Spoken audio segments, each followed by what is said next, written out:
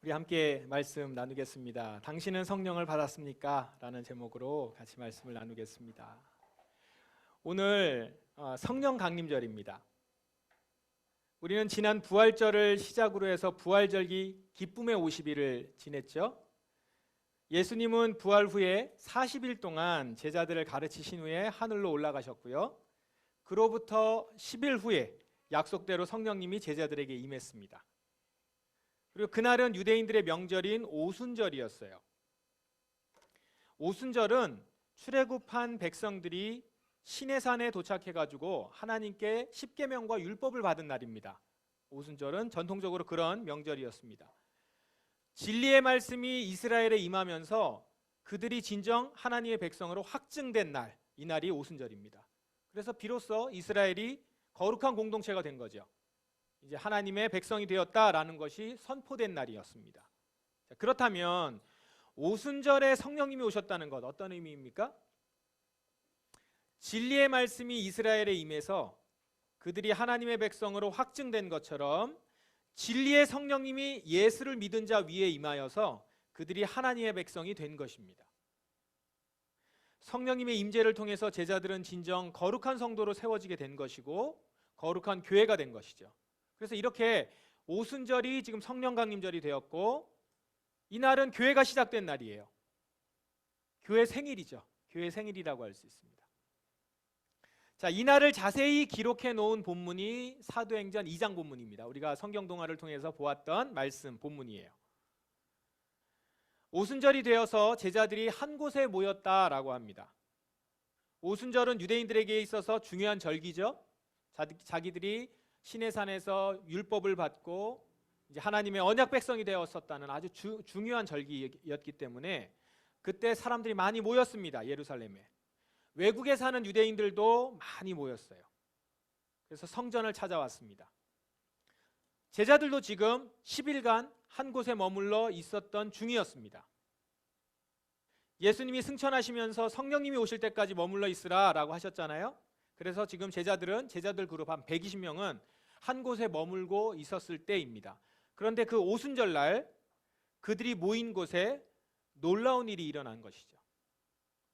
갑자기 세찬 바람 소리 같은 것이 나더니 사람들이 집안을 가득 채웁니다. 사람들이 있는 집안을 가득 채웁니다. 그리고 혀처럼 생긴 불꽃이 나타나서 여러 갈래로 갈라지더니 그곳에 있었던 제자들 한 사람 머리 위에 머물렀습니다. 그래서 각 사람이 성령으로 충만해지는 순간이었다라고 하는 거죠. 그냥 성령님이 이 방 안에 가득한 게 아니라 각 사람 위로 이렇게 다 나누어져서 한 사람에게 성령이 충만해졌다. 그래서 각 사람들은 성령님께 압도되어서 성령님이 말하게 하시는 대로 하나님의 큰 일을 말하기 시작한 거예요. 한 사람도 빠짐없이.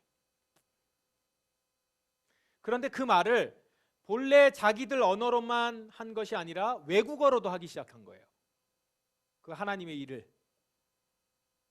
오순절에는 예루살렘에 많은 외국 순례객들이 찾아오는 시기였다고 했죠.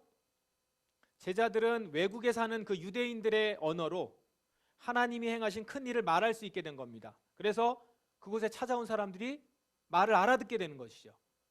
하나님의 복음을 증거하는데 이 제자들의 이야기를 들을 수 있게 된 겁니다.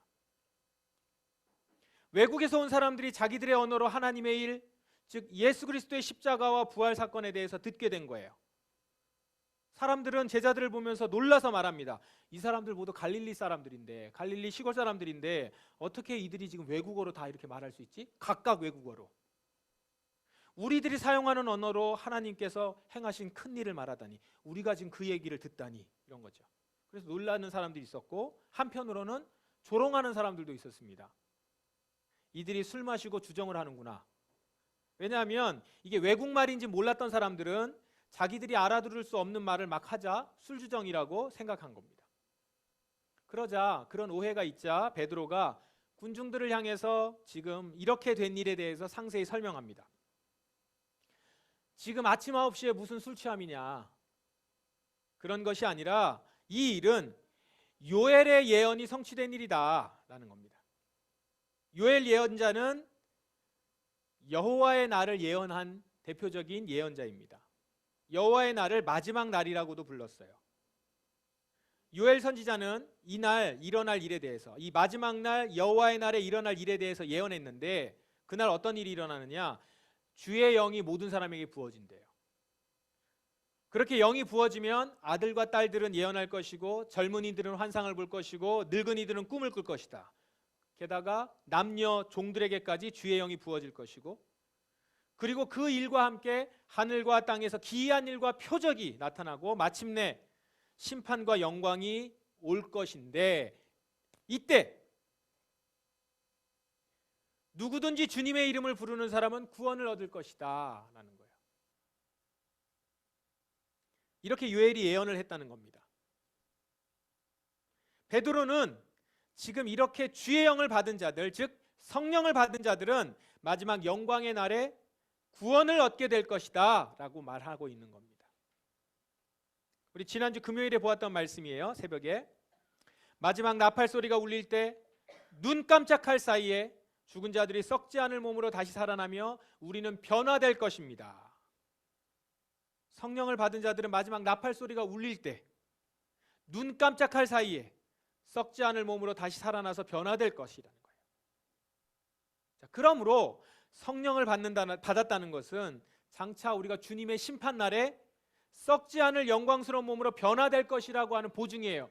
지금 여러분들에게 성령님이 임하셨다라는 것이 여러분 가운데 확신이 들면 여러분은 장차 주님의 심판날에 썩지 않을 영광스러운 몸으로 변화될 것이라는 거예요. 그거에 대한 확증, 보증이라는 겁니다. 성령님이. 자, 그러면 여러분은 성령을 받으셨습니까? 다시 말해서 여러분은 예수 그리스도를 믿어서 옛사람을 벗어버리고 새 사람이 되어서 날마다 성령의 인도하심을 따르며 살아갑니까? 장차 하늘에서 마지막 나팔 소리가 들릴 때 여러분은 썩지 않을 새 몸으로 변화될 바로 그 사람들입니까? 내가 성령을 받은 사람인지 아닌지 보다 분명하게 알게 하는 기준이 있습니다. 그건 바로 지금 내가 무엇을 바라보며 살아가고 있는가예요. 지금 내가 무엇을 바라보고 살아가고 있는가? 내가 지금 일상의 삶을 살아가고 있는데, 여러분의 삶을 살아가고 있는데 뭘 바라보고 있는가? 나는 지금 이 땅에 썩어질 것들이 아니라 영원할 하나님 나라, 그 나라를 바라며 살아가고 있는가? 나의 시간과 물질을 그 나라를 생각하면서, 그 나라를 소망하면서 사용하고 있는가? 이렇게 한번 질문을 해보십시오. 여러분의 시간과 물질을 어디에 가장 많이 사용하고 있습니까? 세상에 속해서 썩어질 것에인가요? 아니면 영원히 남을 하나님 나라에인가요?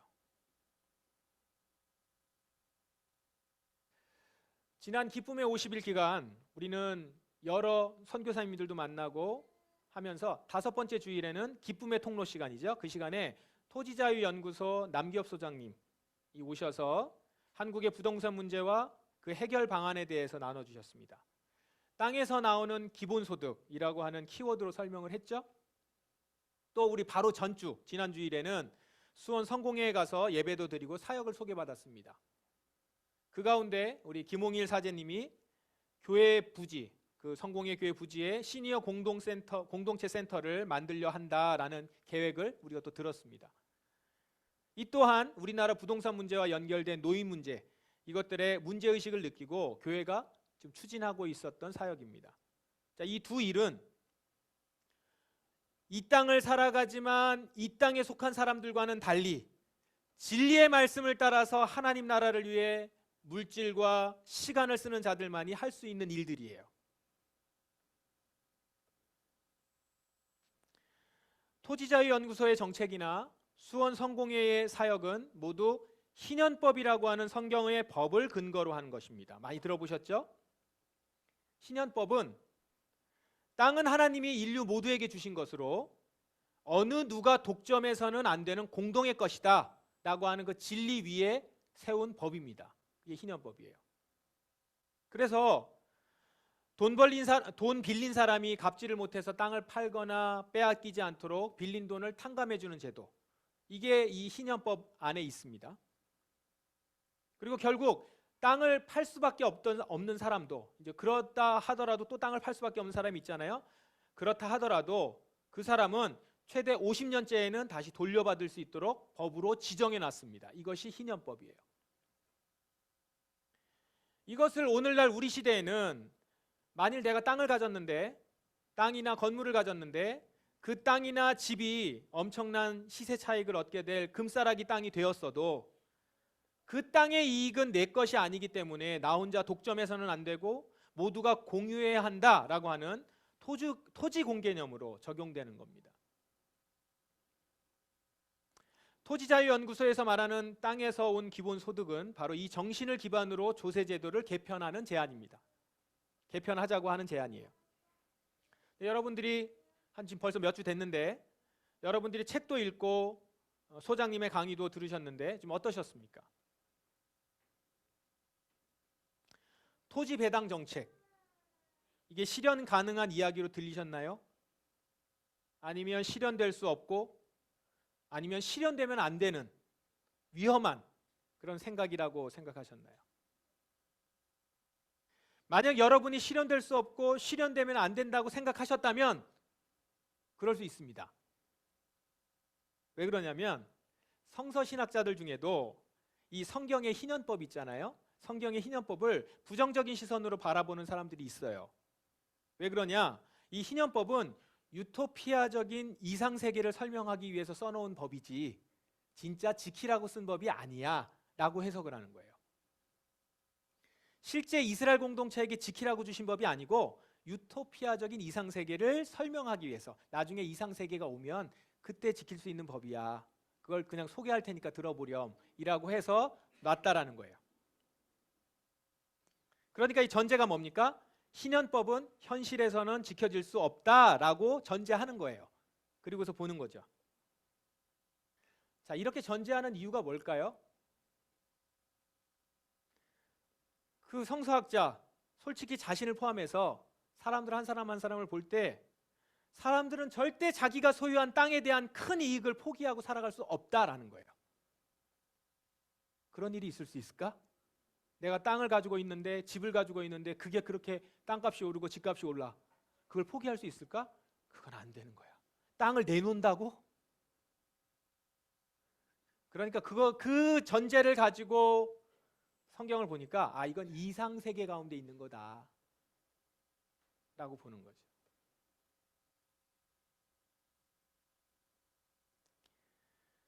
누구도 희년법이 적용되는 그런 나라를 환영하지도 않고 바라지도 않을 것이다 라는 거예요.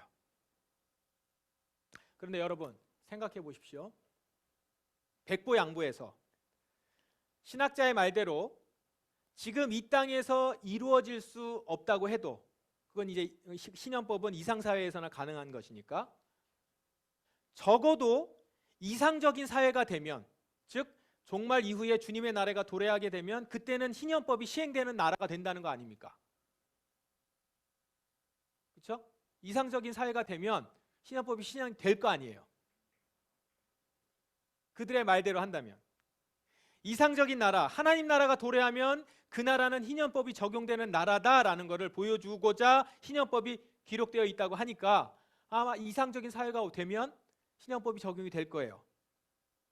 자, 그러면 여러분, 지금 우리가 그 나라를 기대하지도 바라지도 않는데 그 나라가 오면 그때는 여러분이 그 나라를 반가워하시겠어요?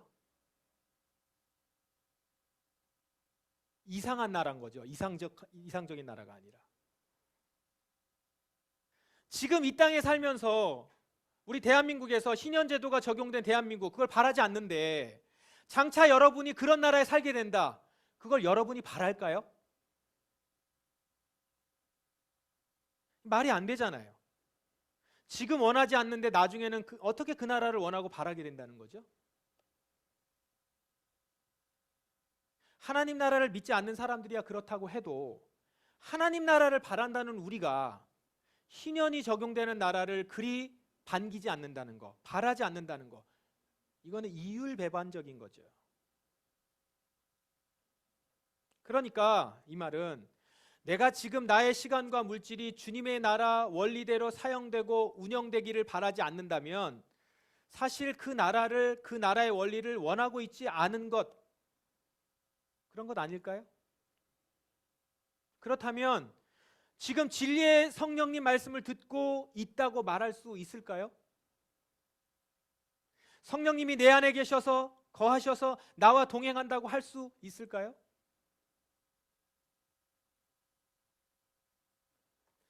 예수님은 성령님께서 오셔서 두 가지 일을 하신다고 말씀하십니다. 그 첫 번째는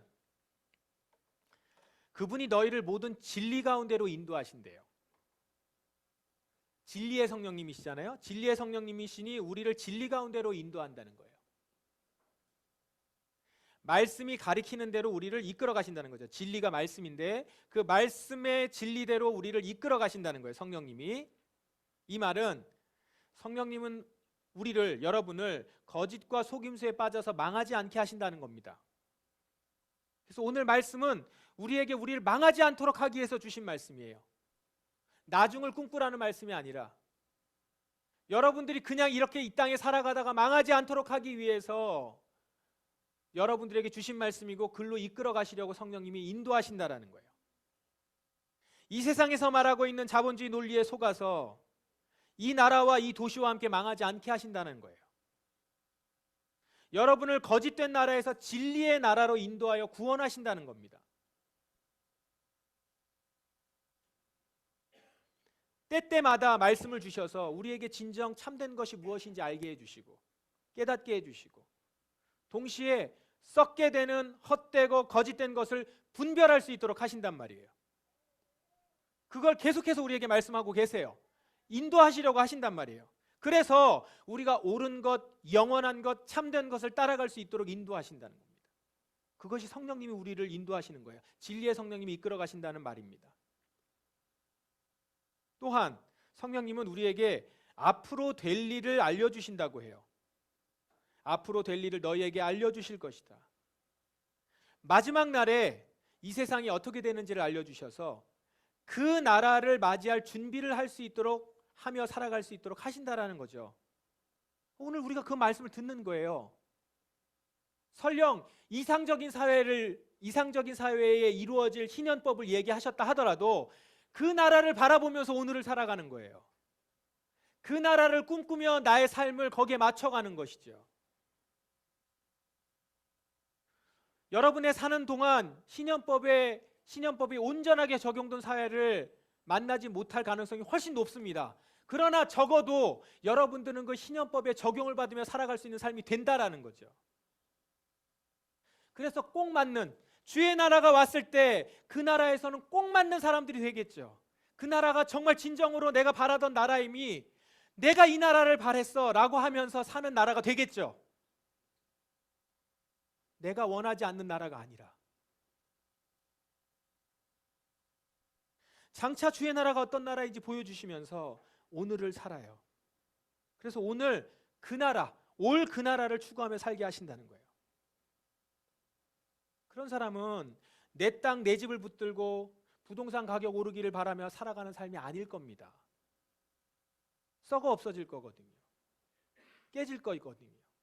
많이 가진 자는 더 많이 심판받을 것이거든요. 그런 자들은. 장차 올 주의 나라의 삶을 보여주시고 그 나라의 삶을 이 땅에서부터 살아가게 하신다는 겁니다.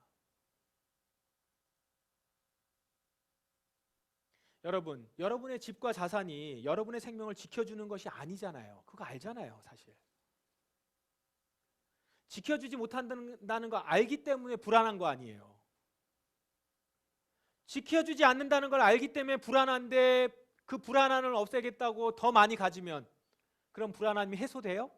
그거 아닌 거 경험했잖아요. 다 아시잖아요.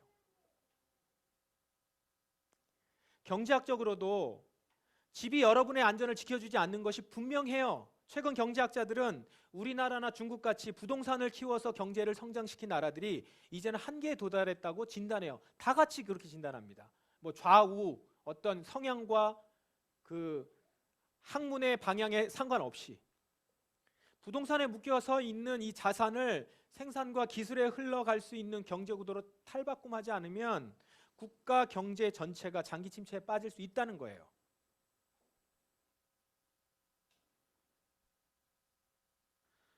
여러분에게 복을 주시고 안전과 진짜 만족을 주시는 분은 하나님이십니다. 그것을 우리에게 말씀하여 주시고 우리는 그걸 믿는 자들인 거죠.